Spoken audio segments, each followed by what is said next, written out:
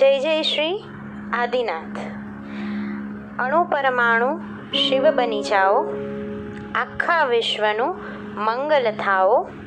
सर्वे जीवो मोक्षे जाओ, अरहम मैया अमर तपो। शक्तिनो शासन भक्ति मां विनियोग आप करी गया। अमे देहना अनुरागी तेनो अंश पण न करी शक्या। आशीष द्यो हवे पूर्ण करिए आपनी मनोकामना। श्री चंद्रशेखर गुरुदेवना पद कमल मां करू वंदना।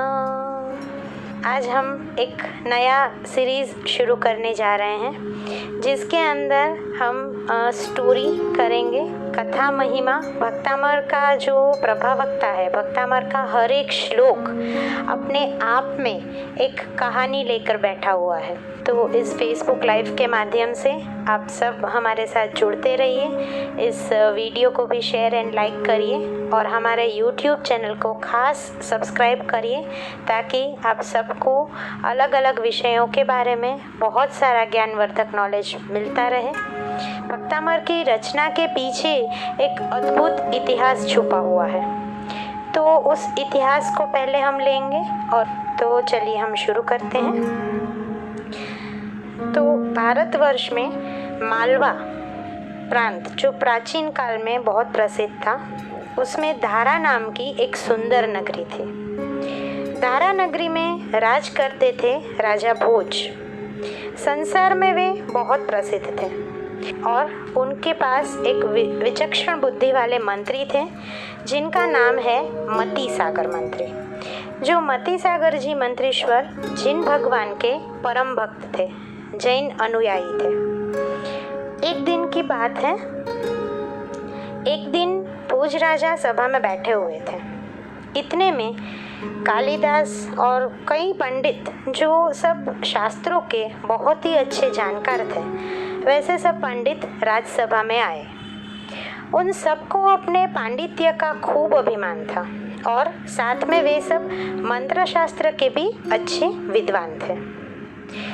उनमें से कालिदास नाम के पंडित ने अपने पाँव को छुरी से काट लिया और कालिका माँ का आराधन करके उनको वैसे ही जोड़ लिया। उसके बाद भार्गवी नाम के पंडित ने अंबिका माँ की आराधना करके अपने रोग को दूर किया। फिर माघ नाम के पंडित ने सूर्य नारायण की उपासना करके अपने शारीरिक कोढ़ को दूर किया और शरीर को सुंदर कांतिमय बना लिया। सो ऐसी आश्चर्य भरी बातें उन्होंने राजा को दिखलाया और फिर बोले कि महाराज, हम सब शास्त्रों के जानकार हैं, मंत्र शास्त्र के ऊपर हमारा पूर्ण अधिकार है। ऐसा ही कुछ अगर जैन धर्म के साधु दिखलाएं तो हम माने कि जैन शास्त्र में भी कुछ मंत्राक्षर है।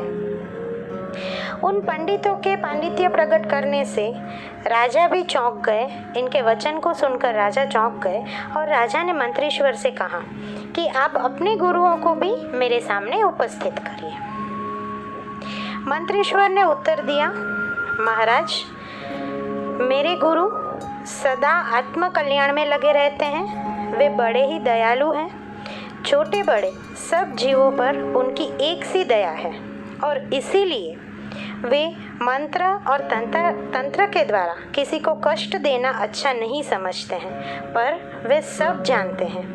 यदि आपकी ऐसी ही आज्ञा है तो कुछ प्रभाव दिखलाने की बात है, तो मौका मिलने पर मैं आपकी आज्ञा का अवश्य पालन करूँगा।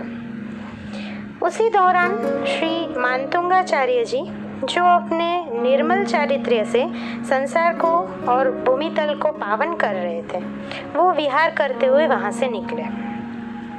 मती सागर मंत्रीश्वर ने मुनिराज का आगमन को देखा और वो बहुत प्रसन्न हुए। उनकी वंदना करने के लिए मती सागर जी वन में गए। उनके दर्शन करने पर उन्होंने मुनिराज से प्रार्थना की, प्रभु, यहाँ के राजा भोज वैसे तो बहुत ही बुद्धिमान है, पर वे जैन धर्म से बिल्कुल अनभिज्ञ है।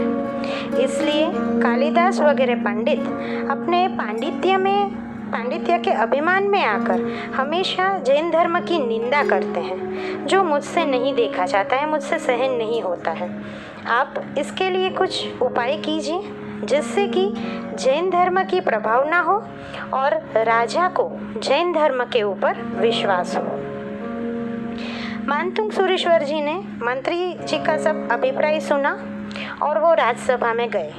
उन्होंने राजा से कहा, राजन, जैन धर्म वैसे तो आत्मोन्नति का धर्म है, पर जैन धर्म के संबंध में आपको जो भी भ्रम है उसको निकाल दीजिए।